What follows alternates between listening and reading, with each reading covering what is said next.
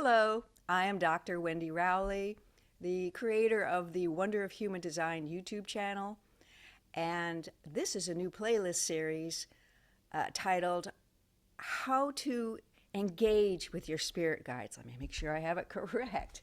I don't know why. I get in front of the camera and there it goes.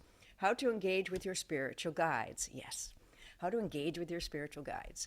So this is going to be a 9-part series. In the work that comes through me and that goes on this YouTube channel, it's almost like it's designed to listen to the whole playlist because it builds in information. It also will build in energy work or activations or alignments or sometimes some clearings.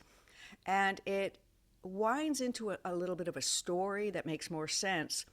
Whereas some people, you can just listen to any individual video they have and get some tidbits of info. But my particular channel makes a lot more sense because it's almost like a teaching channel about things with your spiritual nature. I know a lot of people are doing it, but this is just my version, that's all. So this is going to be a 9-part series, and it's my understanding there will be some sound healing energy work in it. I work with a particular camp that works with the noosphere, or our collective unconscious, and are clearing the human consciousness grid, which is possible now. And they're also bringing in some new upgrades and a new healing paradigm for women called Women's Resplendence Healing.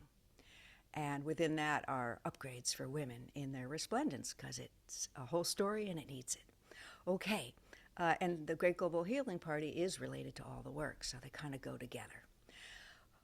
So you'll find there's a playlist called the Great Global Healing Party, and read the write-up on it. And I won't go into that, but it's if you're interested in some moving forward with your evolution kind of a work, you might want to check out that playlist for the Great Global Healing Party, the thumbnail that describes the original, because you'll find some information in there about that. That's pretty juicy. Okay, so I'd like to share a little bit about my experience with spirit guides. I started in my early 20s. I found my way to a spiritualist reverend who had a meditation class, and I had started to have a lot of spiritual experiences, which were confusing. I didn't understand it. And so someone had suggested this woman, and I went to her, and we talked, and then she said, you think everyone is trusting, and you get duped by people a lot because you're so trusting and open, and you should really learn to discern people and energy more. And I thought that sounded really good. And she goes, why don't you come take my course? And she had a meditation course. So I did. And she tended to have a meditation course that was aligned to healing and spiritual development. And when you meditate and you set an intention to your soul that you want that communion with it and you want that connection to the Creator and you're looking for the love and the healing, that's a different kind of paradigm than just going in there to meditate for peace or stress reduction. It's kind of like a different order on the menu. So you're going to have different experiences. And in her training, she opened me up to the idea of spirit guides. And she said, everybody comes in with some spirit guides. And she thought there was a minimum of 3 that at least everyone had. Now, in her training, she had some very, very beautiful and easy tools that she taught me. And one of them was when you're having a hard time, you can just call in your spirit guides for stabilization. And that was a lovely thought. And she also brought in the very beautiful, beautiful idea that if you're having problems with a human, whether a work co-worker, a child, as a parent, a loved one, your spouse, a family member, whatever it is, in your meditations, you put up a little, and you learn to work with creative visualization, and that's a lot how I teach. I teach with creative visualization as a meditation tool because I focus on meditation for healing and ridding what is in the way of that peace and that joy. So I have a different focus in my meditation because I'm a healer. But so she would say, in your meditation, in your visualization, see that person, a little spirit with an aura around them, and just begin to picture them in pink. And you just do that. And I tried that exercise on several occasions, and to my amazement, it totally changes things. Something changes just by that intention to see that person in pink, which is another frequency in the heart. Now, if you're familiar with chakras and the colors of the chakras going from the base of the spine, red, orange, yellow, the heart chakra is green. Throat chakra is blue, indigo, and purple. So they say. And you can often see those colors in there. And so within the heart, though, there's another pathway that has pink in it. And it's a different kind of creational pathway. And so I finally realized years later that that's sort of like an instruction set to the soul that at this creational level, you want a better relationship with that person. You don't want the disharmony. And it's uncanny. Something shifts in the relationship. Something softens. Suddenly there's a window there where you all can interact. Because if you have a really hard time with people and they are just not so upset and they're in a really bad place and they're just spewing excess energy out onto you because their charge is so great, which can happen, and sometimes it's just things like that happen. But a lot of times if you feel really uncomfortable around a person, it's because in your soul and higher self's records, pretty much the higher self, the earthly records, you have a similar experience that creates a similar frequency within your auric field and spirit body that says you have a match with their disharmony. So in spiritual schools, you're often taught to go up to the people you feel the most uncomfortable around and talk to them so that you can find that disharmony within yourself and heal it. It's that mirror reflection. Everything I see outside of me is a mirror of what is within me. And that's actually a truth based on if you look at the spiritual anatomy. The designs in the head and the things there that have to do with our perception of our physical and spiritual senses, because we have 5 of those and 5 of those. And we also have this pineal communication system that's a higher creational order going up to the soul, which is another sensing, but it has all those 5 senses in it, I gather. And so those sensing abilities have all sorts of information in them. I'm sorry, I looked directly into my own eyes and I kind of lost my own train of thought. It's like wiping myself out. So anyway, so you see that person in pink and they begin to get all glowy and the relationship will change. Suddenly there's a window of a little space where you all can start interacting. Something will change. It's a fun exercise. And she taught the spirit guides. Another thing that she taught that I'd like to share, because so many people need tools right now because it's so crazy out there, is if you are having a really, really hard time and whatever's coming at you feels like it's just too much for you to bear, you can ask Spirit and your spirit guides to take that away from you, to give you a break. And literally within 12, 24, 48 hours, the max, it's almost like this weight lifts off you. And you feel lighter and you have a little bit more space. And it's the understanding that, yes, I know I need to work at what is that, but I can't handle all of that. Can I look at that a little bit more without such a huge charge around it? But you have gotten my attention, soul. I see there is something I need to look at. So this is just a different way of thinking about your spiritual nature and your abilities within that spiritual nature, that you have these amazing connections in this heart field that go directly to your soul and the creative source. And that the great seer, Edgar Cayce, said something really brilliant. He said, prayer is like talking to God and meditation is like listening. So in the creative visualization concept of meditation for healing and moving energy and getting information, it's almost like you're having that real-time communication of listening and receiving information at the same time. it's like a living paradigm space that you create that you can start to work with your spiritual nature in. And I'm referring to a particular type of meditation. That's a course on my website called Active Meditation.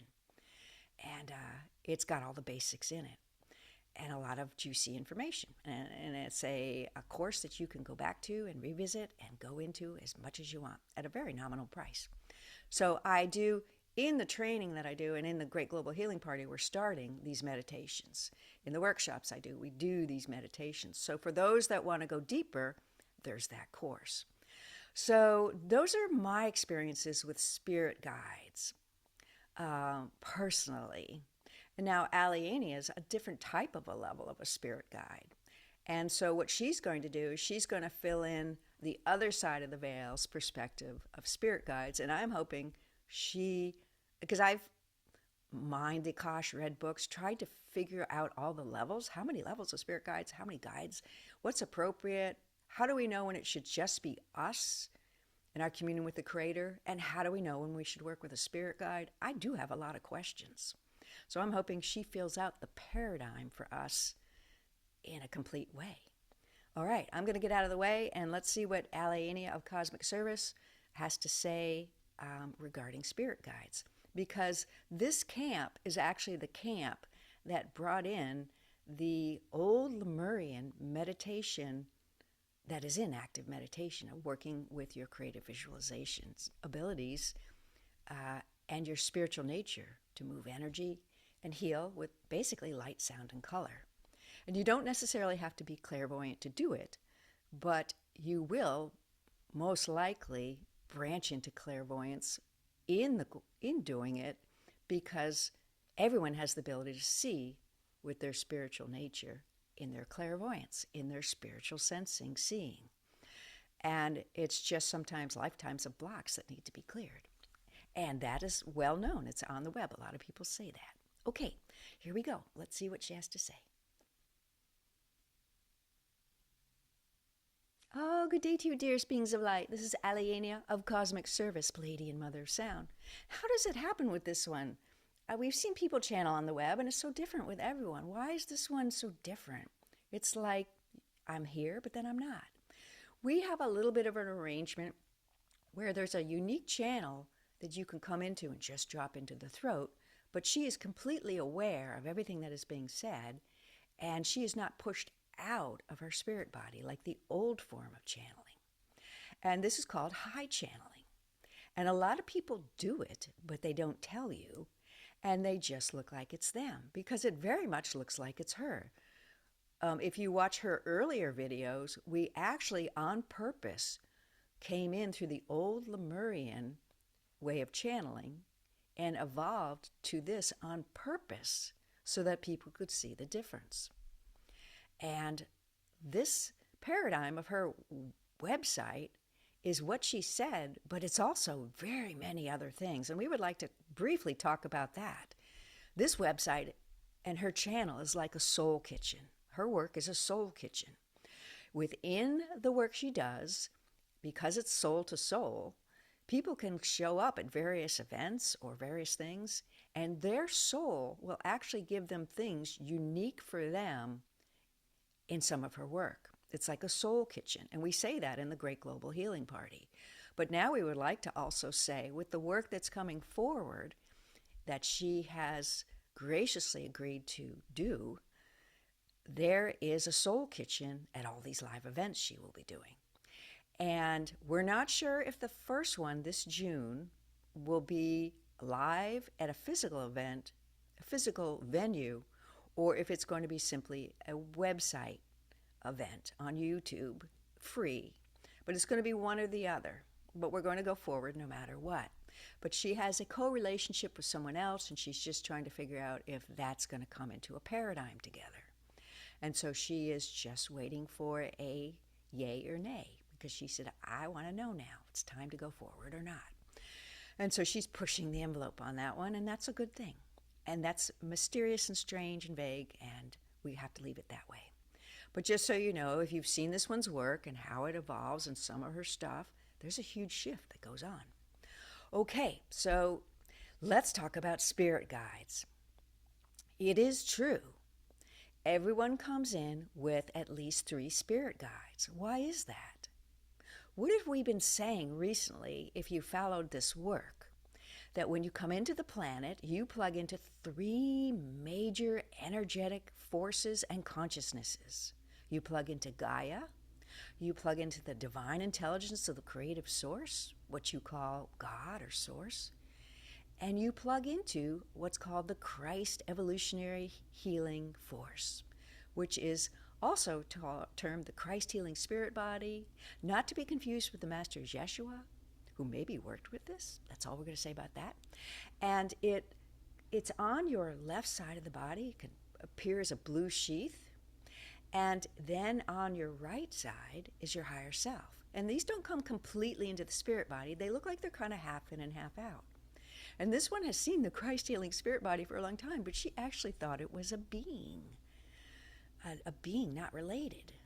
And she was seeing the Christ healing spirit body for a long time. And now she's starting to go, oops, okay. So that's why everyone has 3 spirit guides that they come with in each incarnation, even as a very beginning newbie. And it's a comfort source. And who are these spirit guides? They're people that are on the other side of the veil in their multidimensional nature, whose souls are incarnating going forward, but who have left a little piece in an area that was developed in the Egyptian Renaissance for spiritual guide healing.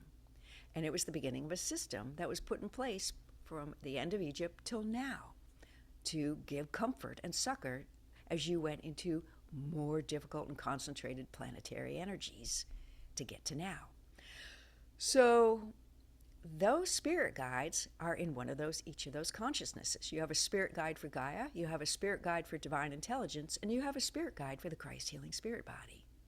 So with that information, no matter who you are, you now know. You could say, oh soul, I feel disconnected from Earth at this time. Would you send my spirit guide of Gaia to refresh me with some new vibrations that I may feel connected to Earth again?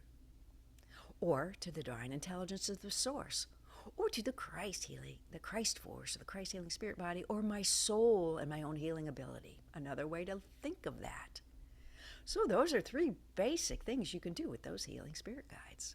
Or you can call them all in, because I need succor and upliftment. I need rest. I need upliftment. I need to know it's okay. I need a vibration that makes me feel a little bit less scared. Because I just read the newspaper and I feel very scared. Because that's what will happen if you read the newspaper. It's designed that way. Sorry, but it is. As they say, you can see it. This one just saw it for an advertisement for a particular streaming channel. All the drama you want right here. Drama's an attractant, and they know this, so they use it. But it's not working as well in the new energy, and it will continue not to work well more and more and more, even in your lifetime.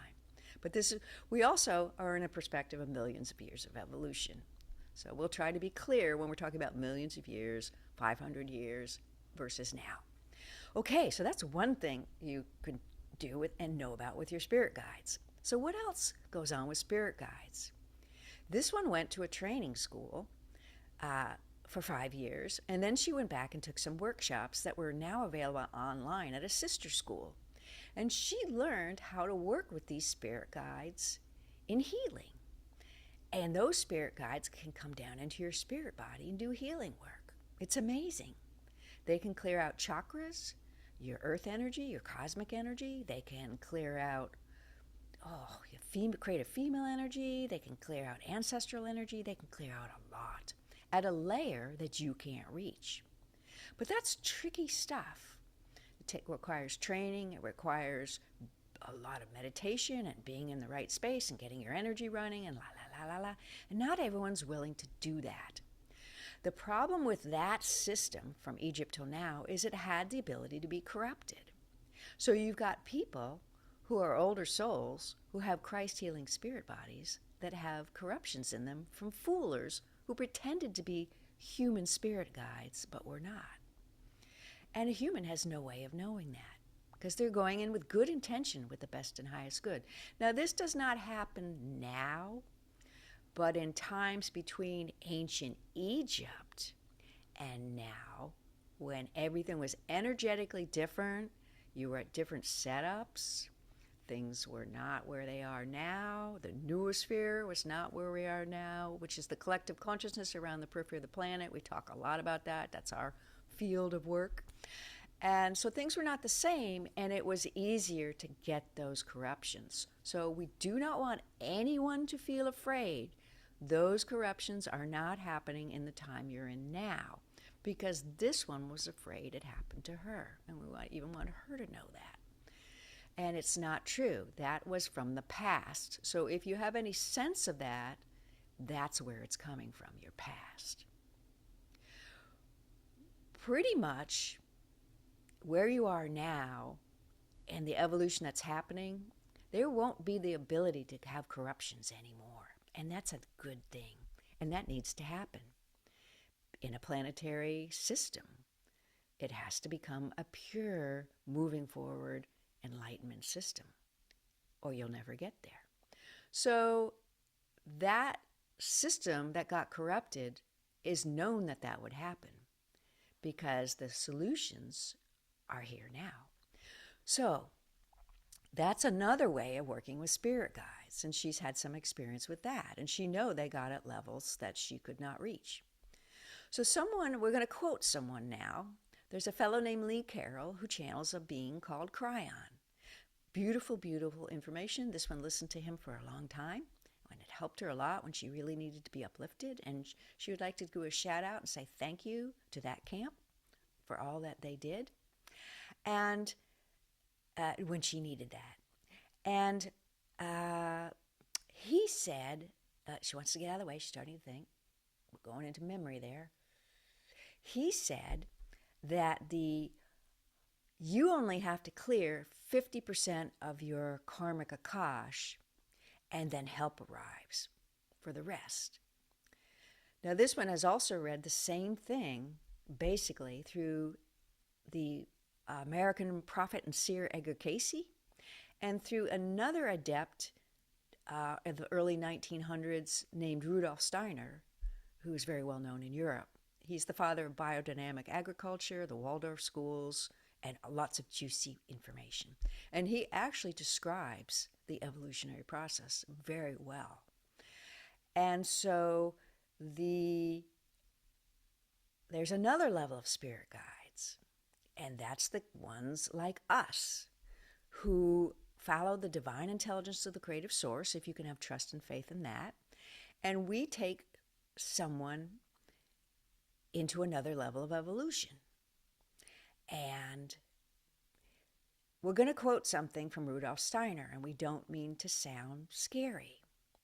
But he had said the angels and archangels that humans worked with, and that are all in the Bible, and they came and gave succor and rest and said, fear not, and all those beautiful stories.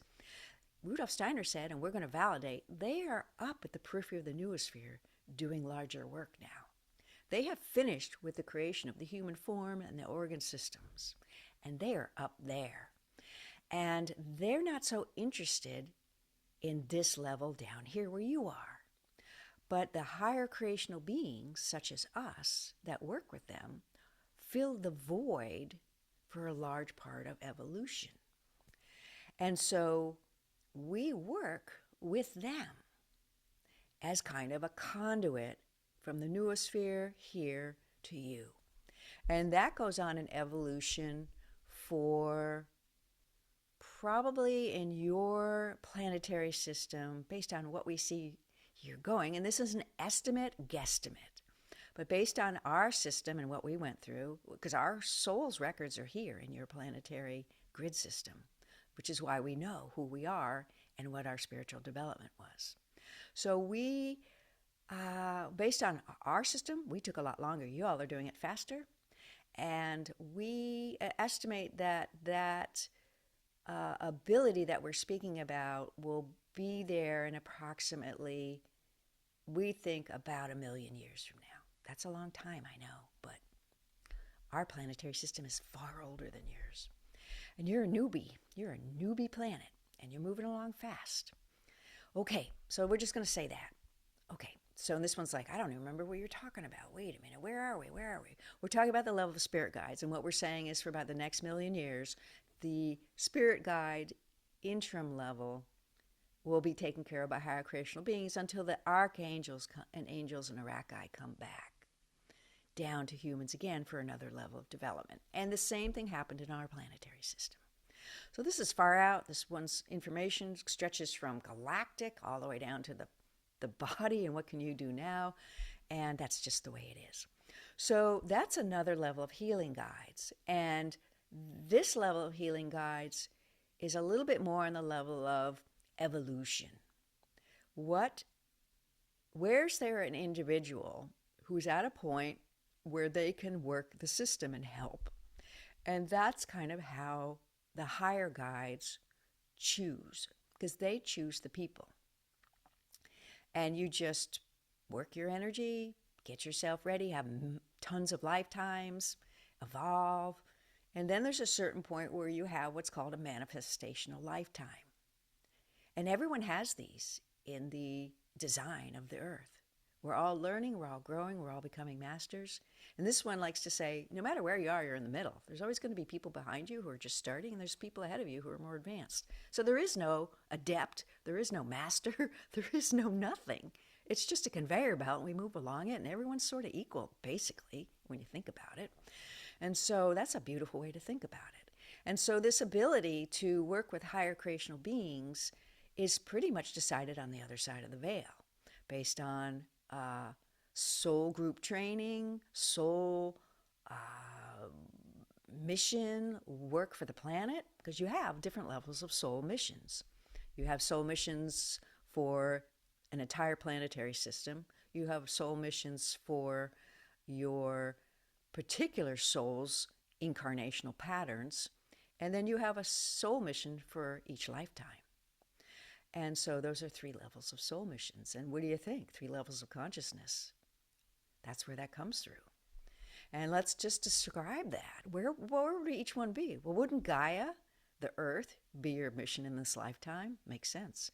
And wouldn't the Christ healing spirit body be your personal incarnational soul evolution to mastery? Makes sense. And wouldn't the divine intelligence of the creative source be that other one? This one's like, did I forget to say that? And we're like, no, we want people to think. We want people to think. Wouldn't that be that other access? Okay, so we don't always fill everything in on purpose. It's not that this one forgets. It's to think. It's to think. It's to think. It's to put it in place in your mind. It's to give the mind time to put that in place. And sometimes we leave a little puzzle because it makes some people go, I'm going to listen to that twice. And you listen to something twice, it imprints a little more, and you understand more. You listen to something 3 times, it's imprinted through your body, aura, and creational level. And that's why people say in spiritual things, do things 3 times. So this is what we wanted you to know about basic soul guides and the 3 levels of them that are here. But we also said that the middle one was an old paradigm.